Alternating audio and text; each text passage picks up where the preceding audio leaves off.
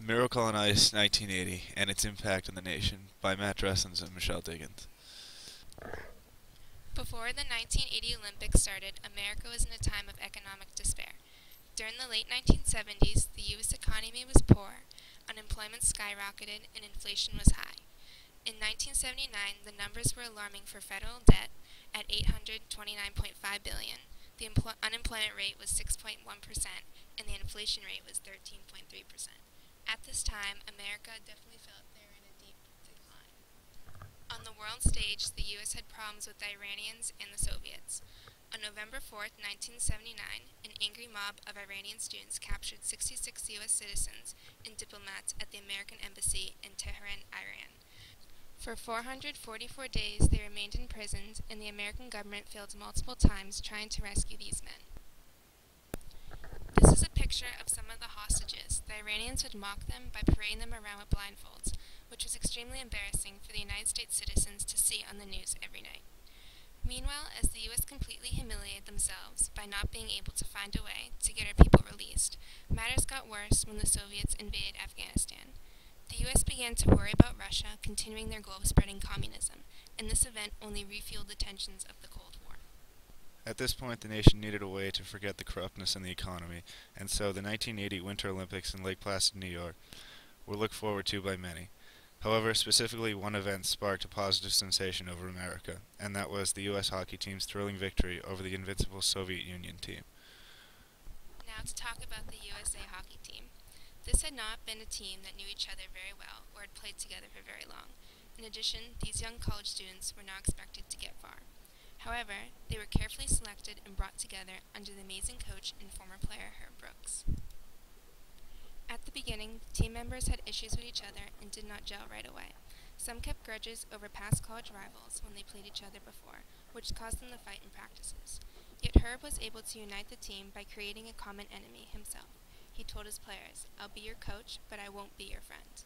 The team began to grow closer together by hating Herb and the way he treated the team. Before the Olympics started, the team was able to win 6 out of 8 pre-Olympic games, but their tie to Norway will be forever remembered because of their numerous Herbies, or suicides, Coach Herb Brooks made them skate after the game.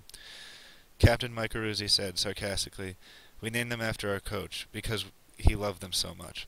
This U.S. hockey team was now ready to compete in the Winter Olympics. However, beating the Soviet team would prove to be their most challenging obstacle in obtaining the gold medal. Unlike the American team, the Soviets were a well-oiled machine. They had been playing together for years, and even U.S. goaltender Jim Craig recognized this was really the greatest Soviet team ever assembled. The making of the miracle. It was time to confront the Soviets and win a hockey game that will forever be remembered. During the first period, goal scoring went back and forth, with the Soviets striking first.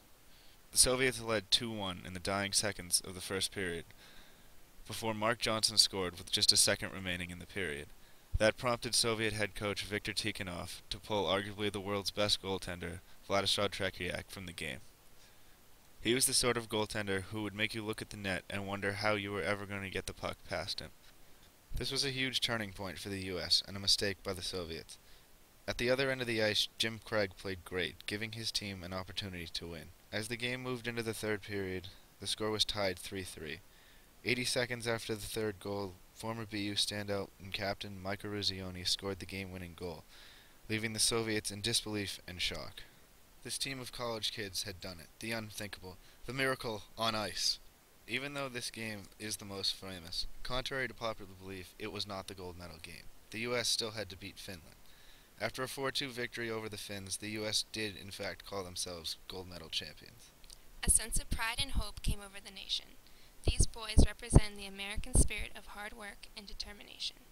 They are able to overcome these incredible odds through teamwork, discipline, and confidence, which serves as a role model for others to emulate. This miracle could not have come at a better time because it brought together a depressed nation and showed the world what it means to be an American. Long-lasting legacy. This event today is well known and is used as the ultimate underdog story and inspiration for all Americans, as stated in the quote, a story that every hockey fan, every American knows by heart. Also, the USA chant is commonly used at sporting events, political events, and spontaneously chanted in crowds throughout the country. Herb's inspirational speech is frequently used and referred to as inspiration before any big games or events. For example, both my field hockey team and ice hockey team listened to his speech before playing in the playoffs to pump us up. Today, the site of the games, Lake Placid, New York, is a popular place for both hockey and skiing enthusiasts to visit.